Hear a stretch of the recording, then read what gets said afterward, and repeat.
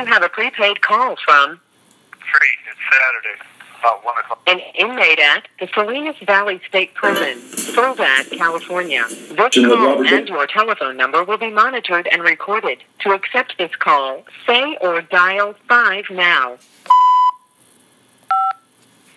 Thank you for using Global Tel Link. Hello. Free, how you doing, sir? Hey, Rudy. I'm all right. How are you? I'm doing good. I hope some of those issues with the lighting was taken care of. I seem to have remembered a good report from Ken Massat.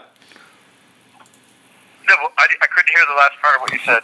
I said the lighting issues that we talked about before, I think Ken Massat said that might have been taken care of. I pray that's the case. Yeah. Ken Massat said he would call you. I was going to hang up early from him and call you, but he said he would email you, I guess.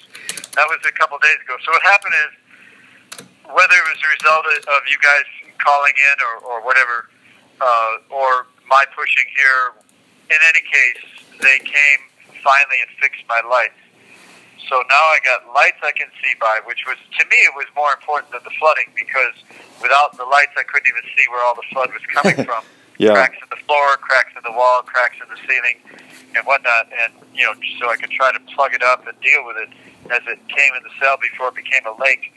So anyway, I got the lights put in to where I can see adequately, and the flooding is, I don't think they're going to be able to do anything about it. They came and told me that they patched the roof, but that was before they put the lights in. That was before the last flood that came after that. The roof has nothing to do with it. It's the, it really irks me that CDC won't do anything about the fact that they paid mega millions of dollars of taxpayers' money and made these contractors millionaires to build these prisons, and they all leak really bad. And, people's houses don't leak normally when you have a basement or a foundation set by somebody, so there isn't any reason that I can see in my mind why it should be accepted that, 50% or 30% of all the cells in here leak when it rains. It's ridiculous. Yeah. So I would encourage CDC to file suit on those contractors to get them in here and redo all this stuff. Good luck, but, it's something that should be done. In any case, there's so many cells that leak that trying to get to another cell is really a pretty vain effort, because I might end up going to a cell that leaks even worse. And the cells are real short order, especially in this building. I mean, people are paying people upwards of $100 or $200 to get a cell in this building, because it's the only building on the yard that's not really trashy as far as the personnel. Wow, out there. incredible. Yeah. That's pretty common in a lot of these prisons. There'll be one or two buildings that are the better buildings, and there's always one or two prisons in the state that are the better prisons. And so it's the same thing. People will do what they can with other prisoners to get to those better places, and then so many people, it becomes an exodus, and and people migrating there, then they wreck it. Too many bad people end up getting there, so that's why it's always going in cycles from things that were once the best no longer, and sometimes the worst now. But in any case, back to the cells. I asked Ken to hold off, have everybody hold off any more calls, because what we did was effective. And Right. once it was done as well as it's going to be done, I didn't want to, be looked at as an agitator by having more and more people still contacting and saying, hey, what's going on with this? Right. So once it was done, I wanted to back off the troops, and all that's been done though is the lighting. And originally, before that, actually, she had the plumbers come, and they did about 30% of what needs to be done. I mean, still got a sink that doesn't drain when it feels like not draining and that sort of thing, but at least I've got running water. So the floods will come again probably, I think, tomorrow night or the next night. There's rains forecasted for California, heavy rains again. So I'm afraid the floods will come again, and they certainly will. There's been nothing done to fix the, where it's running in, which is the walls and the floor. There are literally cracks on the floor. You can see the cracks like you often see on a sidewalk, but when it rains, the water just literally comes up like springs out of the ground and comes up through these cracks and floods whole till it's a lake, until you've got a half inch of water on the whole floor of the cell. Just ridiculous. Yeah, it's really bad. I can understand your frustration with that, and I just pray that whatever the immediate problems are get resolved. The lighting would be really bad. You got to be able to see, to be able to write letters and fill out forms and things like that. So. Yeah. So we got. This call and your telephone number will be monitored and recorded. Yeah, no, I'm fully aware and empathetic that people out there are going through a lot worse things with the fires burning their houses down and floods and mudslides, and I'm well aware of all that. But the fact that I'm aware of it and very sympathetic and empathetic to it doesn't help the fact that this doesn't need to be so here, where we've got so little room. Unlike a house out there, if it floods, you might be able to, if you know it's coming or it's already started, you might be able to get things up high enough to where it's not going to be ruined. Whereas here, in some cases, like in my case where I've got so much paperwork stuff, there's not enough room to do that. Except, fortunately, right now I don't have a forced cellmate, so I can't do that right now. Get it up off the floor. But any moment, it could be 5 minutes from now, or it could be a month from now. Just randomly, somebody will show up at my cell door and say, "I'm your new cellmate." Wow, that's the way it happens. Yeah, my goodness, that's got to be. It's I don't know. The word awkward really isn't the proper word, but it's just got to be unsettling, I guess. That you're spending your time, you got to live your life, and then next thing you know, somebody shows up out of the blue, and you're sleeping with them and spending close quarters with them. It's got to be weird, It's a real heavy stressor. The negative stress on the body and the mind that we're not even aware of a lot of the time, so we're not consciously thinking about that, but it's always there in the background, because I don't know a single prisoner that's never had a really bad nightmare cellmate. The ones that are the nightmares, like the really violent, vicious sociopaths, they probably had bad cellmates too, which would be to most people a good cellmate, or somebody that they just want to bully around or boss around. But anybody at the very least that's a fairly decent person, or maybe even not a decent person, maybe even a violent criminal, but one that doesn't want to bully and harass and terrorize his cellmate. Probably every single one of us has had terrorist cellmates. So it's really bad. It is a major stressor, and it's the worst thing I think that's ever happened in the prison system in America, is to force people to cell with other people. Yeah. Yeah. So I'm trying to get moved into that cell still. I've got hundreds of hours of stuff to still do to move in and unpack and find things. Fortunately, somewhere along the way I found your file, which I have here in my hand, but it's all in disarray. So I don't know what I wanted to speak on next as a specific thing to talk about in terms of my case, or parole board stuff or whatever. But I'm still trying to get done a governor clemency pardon application and get it into the governor before he leaves office. Now, I've already got one in, but it's from a couple of years ago. I've got other ones in from 5 years ago and 8 years ago, whatever. But and he's only acting on some right now that are 5 and 10 years old, which is ridiculous. And then most of them, or many of them at least, he doesn't act on at all. So I never know if he might act upon the one sitting there that's been sitting there for a long time, for years, or if he's just not going to. So in any case, I'm going to put in another one. And I've been saying for the last probably 60 days, every single day, that's my top priority.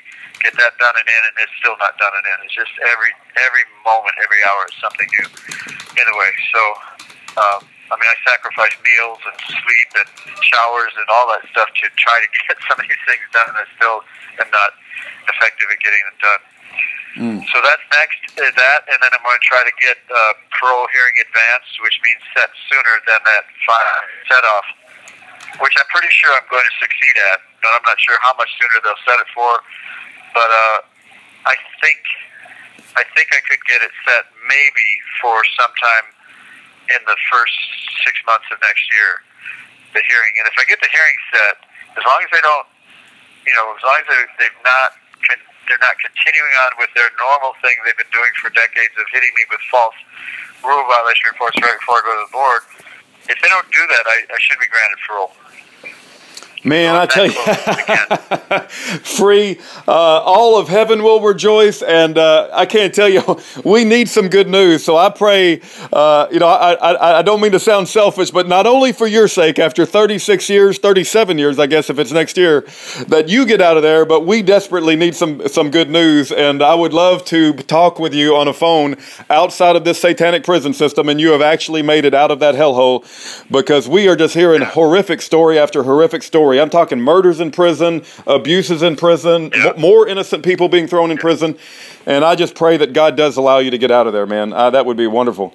Yeah. Well, yeah, and I'm sure I'll see you in person and we'll be able to do better than by phone. Amen. Amen. Amen. Radio studio and have a one-to-one talk right there on radio. I would love to interview you. You bet. Yeah, I look forward to it. I think something's going to happen here in my favor before too long. It's just, I don't know. I could be wrong again. I've been wrong over the years. All the years I thought I was going to get out of here, but it just seems like the time has come where it may happen. Now, I've been getting really favorable letters, memos, chronos, whatever you want to call them, reports from staff, mostly prison staff and outsiders as well, that come in and do sponsor our different therapy groups or self-help groups, whatever you want to call them, rehabilitative groups and such, and different things like the music program that I'm in and different things like that. So I've got about 10 or so of those letters now, and I've got about eight or nine still left promised to me soon. That's actually also holding up my doing this, because as soon as I get those, I'm going to go ahead and put in for that petition to advance the hearing, and then they'll either grant it or they'll deny it. We'll see what happens. Yeah. Well, I pray they grant your parole, and I know that you've got a lot of people out here that love you and have been following your case. And when Ken sent out the message, there's quite a few folks who were trying to make those phone calls. We ran into a lot of trouble. I don't know if he told you that, but there was a lot of technical difficulties getting through, and not all of us got through, even though we tried multiple times. But we did make the attempt. I made the attempt 5 times, and I documented what happened each time. But I think some people did get through, and praise God for those that were, persevered.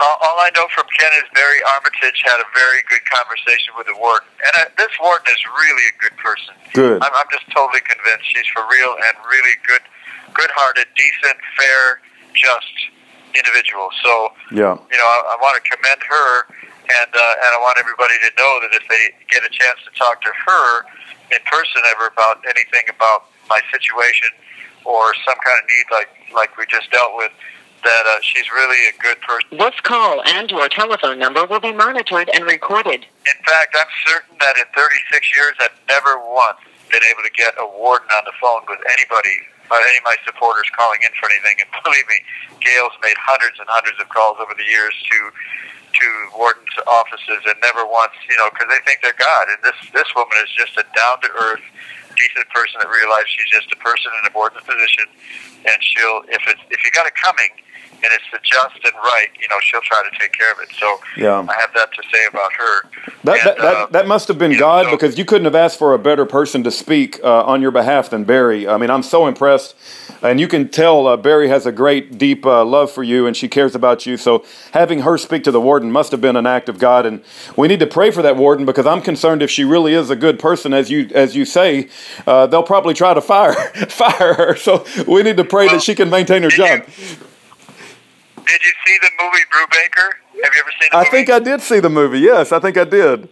With Robert Redford. Yes. That is a true story of Brubaker, a warden that went undercover as an inmate, posed as an inmate until finally at one point he saw enough abuses and was being abused himself, and then showed his cards as to who he was, and he was a warden, and they let him out of the jail cell and out of the prison clothes, and he took his seat as a warden. He cleaned up that prison. I actually knew a prisoner here in California that was there when all that happened in the I think it was the 70s or late 60s. You have 60 seconds remaining. Anyway, I won't go any further into that for this reason. I didn't know that any of you had a hard time getting through, or you're the first that I've heard any of this, so I don't know, maybe you can let me know in a letter or some way. Also, I keep forgetting I get your mail. I got something from you probably a week ago, and with all the chaos and stuff, I just wasn't even able to write back or call to say thank you. And I can't even remember exactly what it was right now. I'm just going through a lot of chaos. With I understand. I understand. But you have 30 seconds remaining. And I always intend to acknowledge, to let you know. Of course, I got this piece of mail. I don't ever like to leave anybody hanging. So I appreciate all that. I appreciate you and Aaron and all your efforts, and got a lot of love for you both. And thank you for everything. We'll be in touch soon. Amen. Our Bible study this morning was on patience and perseverance and faith. And you've got a lot of that. The patience of Job. We're praying for you. We're praying for you. Yeah. All righty, cut him off.